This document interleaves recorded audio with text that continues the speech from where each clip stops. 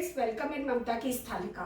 आज हम अपने इस रसोई में बनाएंगे धुली उड़द की दाल, स्टीम्ड राइस और ये बेसनी दही मसाला भिंडी, जो कि बहुत ही अच्छा लंच है। और ये जो धुली उड़द की दाल है, इसके कुछ टिप्स एंड ट्रिक्स होते हैं, नहीं तो ये दाल कभी कभी घुल जाती है या दाल अच्छी नहीं बनती या अलग अलग हो जाता है इसका वाटर। यदि आप मेरी वीडियो पूरी फॉलो करेंगे तो ये दाल आपकी बहुत अच्छी बनेगी और आप खुद कहेंगे कि आज से पहले आपने इतनी अच्छी धुली उड़द की दाल नहीं खाई।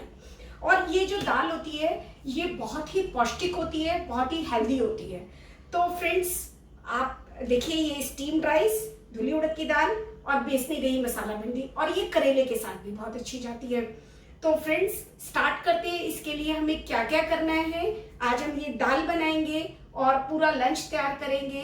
तो फ्रेंड्स, फिर कहूंगी, प्लीज लाइक, सब्सक्राइब और शेयर करना तो बिल्कुल मत भूलना।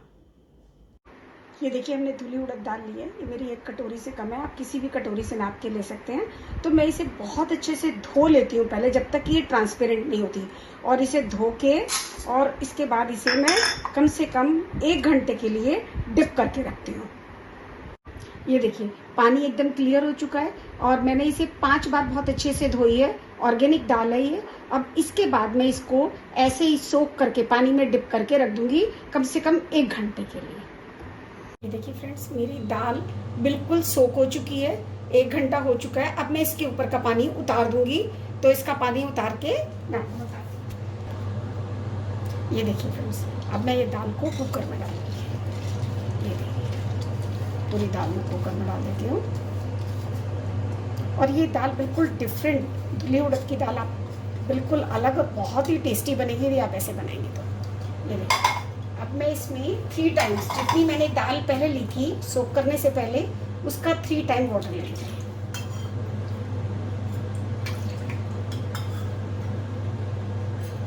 ये 3 टाइम मैंने वाटर ले लिया।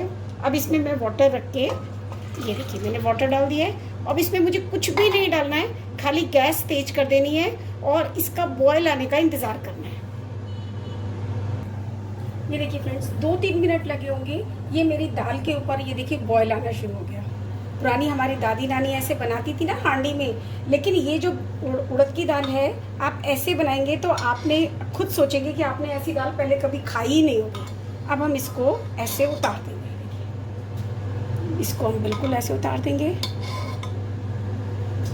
हमने कुकर अभी बंद नहीं किया है,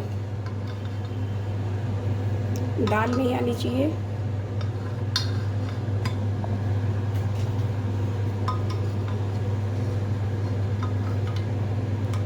ये देखिए, मैंने पूरा अच्छे से ये इसका बॉयल उतार दिया।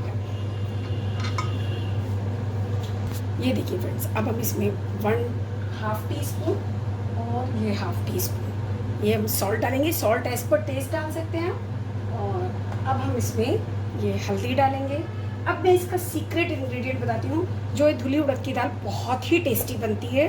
ये देखिए, ये मैंने सौंफ ली है, मोटी सौंफ जो मसाले वाली होती है, और ये मैंने मेथी दाना लिया है। ये देखिए, मेथी दाना है 6-7, और ये सौंफ ली है। ये हम इसमें ऐड कर देंगे।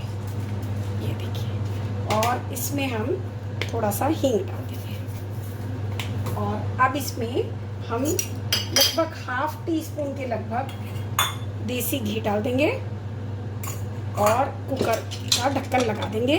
सिर्फ 2 विसल आने तक। तो चलिए, विसल आने तक इंतज़ार करते हैं। देखिए, मेरी 2 सीटी हो चुकी हैं और इसमें मैंने प्रेशर अभी खोल रही हूँ। प्रेशर पूरा बनने दिया इसमें। ये देखिए, मैंने 3 टाइम्स वाटर डाला था।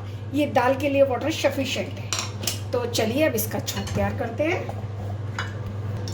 ये देखिए, मैंने घी डाल लिया है छौंक के लिए, तैयारी करने के लिए। अब ये देखिए, मेरे पास सूखी लाल मिर्च है, मैं ये इसमें 2 मिनट फ्राई कर लेती हूँ।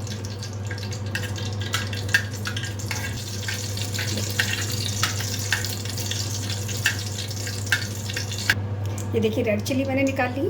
अब इसमें हम ये क्यूमिन सीड, जीरा डालेंगे। देखिए, मेरा घी बहुत अच्छा हो चुका है इसलिए। और ये हम मस्टर्ड सीड डालेंगे। मस्टर्ड सीड भी क्रैकर हो गए। अब हम इसमें फिर से थोड़ा सा हींग डालेंगे। और ग्रीन चिली मैंने काट के रखी है, 1 ग्रीन चिली इसको हम इसमें डालेंगे, इसमें बहुत अच्छा टेस्ट आएगा। और अब ये देखिए हम थोड़ी सी हल्दी डालेंगे, थोड़ी सी हम लाल मिर्च डालेंगे, और ये मैंने 2 टमाटर बड़े काट के रखे हैं चॉप करके। और अपने टमाटर ऐसे अच्छे से चलाएं। ये देखिए बहुत ही अच्छा एरोमा आ रहा है। इसमें हमने चॉप करके टमाटर डाले हैं। देखिए इसके छोटे छोटे जो इंग्रेडिएंट हैं और छोटे छोटे जो टिप्स हैं वो ध्यान रखिएगा। धुली उड़द की दाल में ट्रिक्स ही होती हैं, अदरवाइज़ वो कभी कभी घुल जाती है या कभी कभी उसमें लेस जैसा आ जाता है।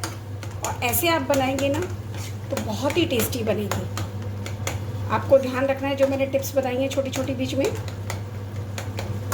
फ्राई हो रहा है इसका मसाला अच्छे से। देखिए दाल का मसाला बहुत अच्छा तैयार हो चुका है। अब हम इसमें थोड़ा सा गरम मसाला डालेंगे। देखिए वैसे तो प्याज की ज़रूरत नहीं होती इसमें, पर यदि कोई बहुत ही ज़्यादा अनियन लवर है तो टमाटर डालने से पहले आप अनियन अच्छे से गोल्डन फ्राई करके इसके बाद टमाटर डाल सकते हैं। पर धुली उड़द की दाल ऐसे ही बहुत टेस्टी बनती है। देखिए मेरा मसाला एकदम तैयार हो चुका है दाल का। तो अब चलिए मैं इसे दाल में डालती हूँ।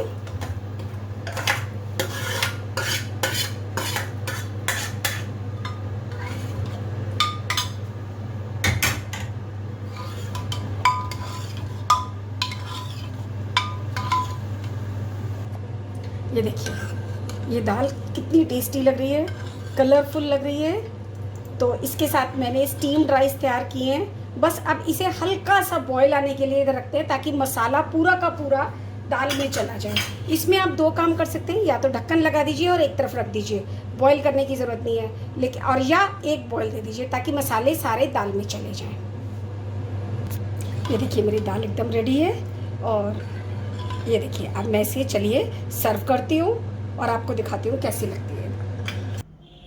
ये देखिए दाल मैंने सर्व कर ली है और ये देखिए देखने में भी कितनी अच्छी लग रही है।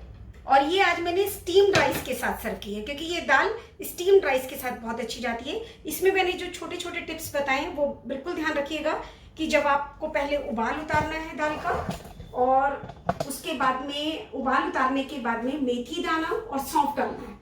अभी आपको मैं बताती हूँ, ये मेरी बेसनी दही भिंडी है, मसाला भिंडी, जो कि मेरे चैनल पर भी है। तो आज मैंने इसके साथ सर्व किया है।